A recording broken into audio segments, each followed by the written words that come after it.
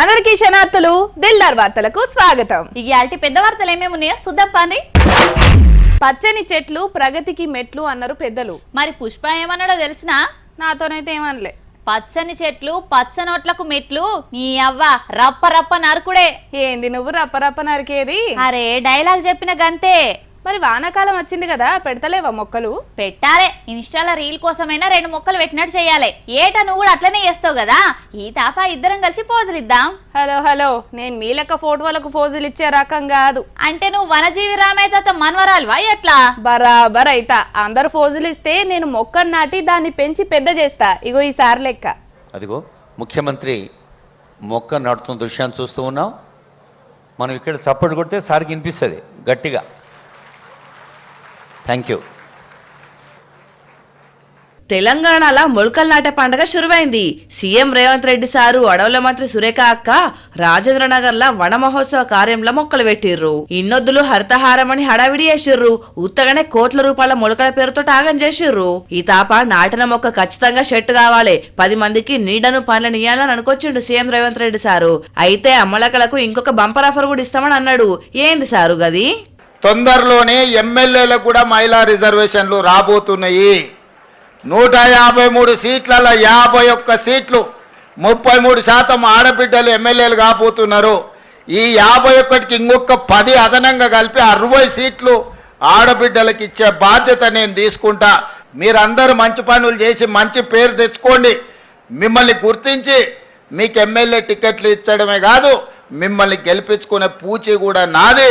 రాజ్యాన్ని నడపండి. ఇల్లు అద్భుతంగా నడిపినోళ్ళు రాజ్యాన్ని కూడా బాగా నడుపుతారు. ఎమ్మెల్యే సీట్లు ఇస్తారట అక్కలకు. మీ లీడర్ల భార్యలకు చుట్టాలకు కాకుండా కష్టపడ్డ కార్యకర్తలకు ఇస్తే గెలుస్తారు ఖచ్చితంగా. చూస్తున్నారు కదా అమ్మలక్కలు, సమాజ సేవ అయ్యూర్రి, ఎమ్మెల్యే సీటు పట్టుండ్రి. ఇంకెందుకు ఆలస్యం? నెల్లూరులో ఏటా రొట్టెల పండుగ నడుస్తుందట కదా. పోయి రొట్టెలు అమ్ముకుంటావా? ఎట్లా గిట్టుబాటు గట్టిగానే అవుతుంది. అమ్ముకునుడు కాదు గాని రొట్టెలు పట్టుకోవాలని చూస్తున్నా. ఏం రొట్టె పడతావు మరి? మొక్కే మొక్కు కోరిన కోరికలు చెప్పొద్దు అని అంటారు కదా, నేను చెప్పొచ్చు, చెప్పకపోతే ఎట్లా తెలుస్తుంది?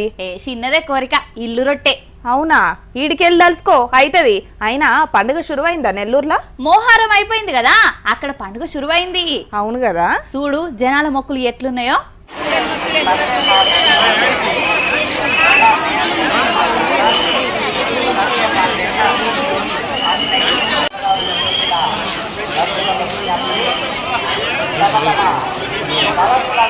నెల్లూరులో జరిగే రొట్టెల పండుగ మస్తు పేరు అయింది మన దేశంలోనే. ఏటా జోరుగానే అవుతుంది దర్గా కాడ రొట్టెల పండుగ. తెలంగాణ, తమిళనాడు, కర్ణాటక రాష్ట్రాల నుంచి గట్టి వచ్చిర్రు భక్తులు. ఉద్యోగం కావాలన్నోళ్లకు ఉద్యోగం రొట్టె, పిల్లలు కావాలన్నోళ్లకు పిల్లల రొట్టె, పెళ్లి కావాలన్నోళ్లకు పెళ్లి రొట్టె, ఇట్లా ఏం కోరికలు నెరవేరాలనుకుంటే ఆ రొట్టెలు మొక్కులు పెడతారు. మా పాప 3 ఇయర్స్ నుంచి సంతానం రొట్టె ఇచ్చారు. సంతానం రొట్టె ఇంటి రొట్టె తీసుకున్నారు, కొనుక్కున్నారు. ఇప్పుడు జాబ్ రొట్టె కోసం కష్టాలున్నా కూడా దర్గాకు వచ్చి స్వర్ణాల చెరువుల తాణాలు వేసి ఎవ్వలకేం రొట్టెలు కావాలన్నా అవి తీసుకుపోతారు. అనుకున్నట్టు తీరినా కష్టాలుంటే పోయినా రొట్టెల పండుగ నాడు వచ్చి మొక్కు పెడతారట. ఆరోగ్య రొట్టె, తర్వాత వ్యాపారం రొట్టె, దాని తర్వాత వచ్చేసి మనకు సంపద రొట్టె ఒకటి, తర్వాత మామూలు పిల్లలు లేకపోతే పిల్లల రొట్టె, అలా మనకు ఏదైనా. లోకల్ బాడీ ఎన్నికలు వస్తున్నాయి కదా, సర్పంచ్లు, జెడ్పీటీసీలు, ఎంపీటీసీలు కావాలని అనుకునేటోళ్ళు బారా షాహీద్ దర్గాకు ఓన్రి. మరి ఇంకో 4 రోజులే ఉన్నది పండగ.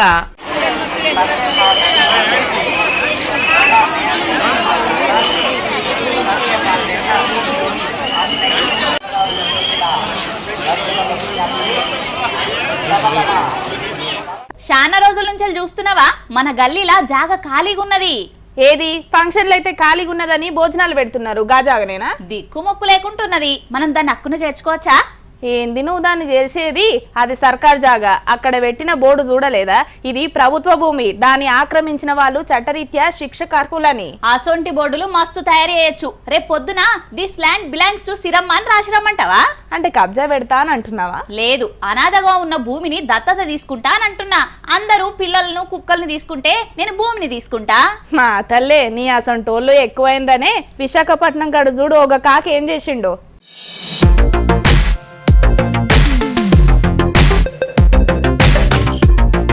ఈ కాకేందో బోర్డు ఎత్తుకొని వస్తున్నాడు.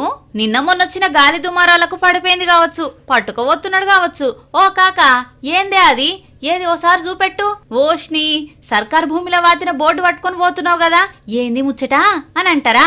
చెప్పవే కాక. గుర్తుపూట గవర్నమెంట్ స్థలానికి ఇల్లు కడుస్తున్నారు సార్. 2 సార్లు 3 సార్లు అడిగాను. కలెక్టర్ కూడా ఇచ్చే 3 సార్లు రిపోర్ట్ ఇచ్చింది కూడా. ఇది ఒక కాగితం కూడా ఇచ్చాను కలెక్టర్ గారు, అది కూడా 10 సార్లు ఇచ్చి ఉండవచ్చు. మరి బోర్డు ఎవరు పెట్టారు? ఎంఆర్ఓ గారు పెట్టారు.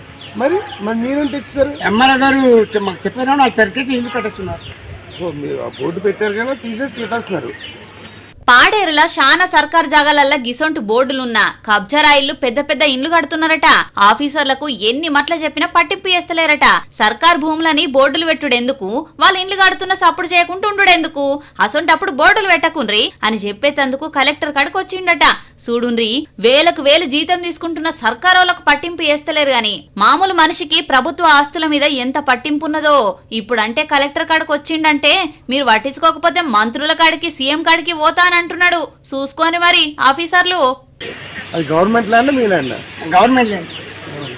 ఆడపిల్లంటే ఇంకా చిన్న సూపు చిన్నతనం అనుకునేటోళ్ళు లోకం మీద చాలా మందే ఉన్నారు. అప్పట్లో ఎప్పుడో ఉండేనట, ఇప్పుడెక్కడ ఉన్నారు చెప్పు? ఆడపిల్ల పుడితే లక్ష్మీదేవి పుట్టింది అంటున్నారు ఇప్పుడు. ఎక్కడో ఉన్నారు కొందరు అట్లాగని, చాలా మంది కడుపులో కొడుకు పుడితే మంచిగుండా అని అనుకునేటోళ్ళే ఎక్కువ. తల్లి కడుపులకెళ్ళి మరి బిడ్డలు పట్టుకరాందేందో, కొడుకులు పట్టుకొచ్చేదేందో అర్థమైతలేదు. ఆడపిల్లలుగా పుట్టినందుకు ఓ 4 అక్కచెల్లెల బాధనైతే మామూలుగా లేదు. అవునా? ఎక్కడ్రా? పాపం అందరు చిన్న పిల్లలే, కానీ పెద్ద కష్టం వచ్చింది. మరి తల్లిదండ్రులు లేరా? లేరు. అయ్యో దేవుడా, ఎట్లా మరి వాళ్ళ పరిస్థితి? అదే ఎట్లా అని అంటున్నారు ఆ ఊరోళ్ళు కూడా పాపం.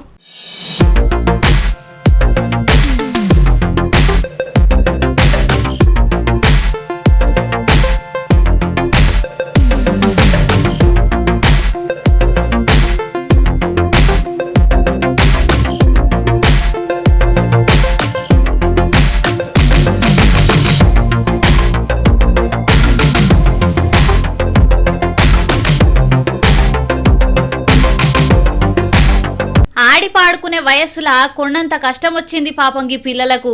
ఈడ బిక్కు బిక్కుమనుకుంటున్న గీ 4 అక్కచెల్లెళ్ళు అల్లూరు జిల్లా పాడేరు మండలం దుబ్బగరువు ఊరు. తల్లి లేదు, తండ్రి లేడు, మొత్తం 5 ఆడపిల్లలేనట వీళ్ళు. 3 నెలలప్పుడు ఇంకొక చెల్లను దత్తతిచ్చిర్రట. తండ్రి కుటుంబ పోషణ చేయలేక కాలం చేసిండట. ఇక తల్లి ఈ బిడ్డలందరిని నిడిచిపెట్టి ఇంకొకరిని చూసుకొని వెళ్ళిపోయిందట. పసి వయస్సులా గూడు చెదిరిన పిట్టలైనరు. ఊరోళ్లే పాపమని మనిషికొక రోజు బువ్వ పెడుతున్నారట. 4 పిల్లలు కూడా ఇంట్లోనే వాళ్ళు ఉంటున్నారు. వాళ్ళకి ఎవరు పోషణ అందించేటువంటి వారు లేరు. హెల్త్ విషయంలో కానీ, అలాగే విద్యా విషయంలో కానీ, చదువు విషయంలో కానీ, ఆరోగ్యం విషయంలో కానీ, తిండి విషయంలో కానీ ఎటువంటి అందుబాటు వారికి లేదు. ఎవరు వాళ్ళకి చూసే నాదుడు లేరు. ఎందుకంటే ఎవరు వెనక ముందు ఎవరు లేరు. అటువంటి విధంగా పిల్లలు అనాథలుగా బతుకుతున్నారు. లోకం తెలవని ఈ 4 పిల్లల్ని ఊరే సాకుతున్నది. కానీ అన్ని రోజులు ఒక లెక్క ఉండే కదా. పిల్లలకు తల్లి లేకపాయే, తండ్రి లేకపాయే, బతికేతందుకు బతుకుదేరు కూడా లేదాయే. వీళ్ళ ఆలన పాలన చూసే దిక్కే లేదు. మొన్నట్లా సర్కారేసిన తల్లికి వందనం పైసలు కూడా వీళ్ళ నిడిచిపెట్టిపోయిన తల్లి అకౌంట్లోనే పడ్డాయట. ఏ దిక్కులేని పసిపిల్లలను కంటికి రెప్పలెక్క కాపాడుకునేటోళ్ళు కావాలి.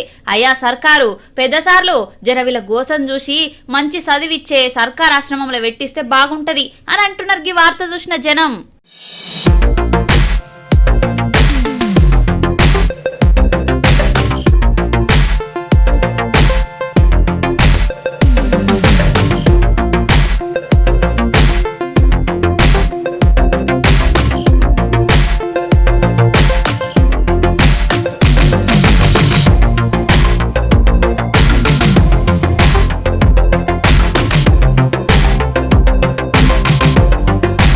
ఇగో ఇయ్యోలా ఇయాటి దిల్దార్ ముచ్చట్లు. మళ్ళొచ్చే దిల్దార్లో మళ్ళా కలుద్దాం. అంతవరకు చూస్తూనే ఉండండి వనిత టీవీ. నమస్తే.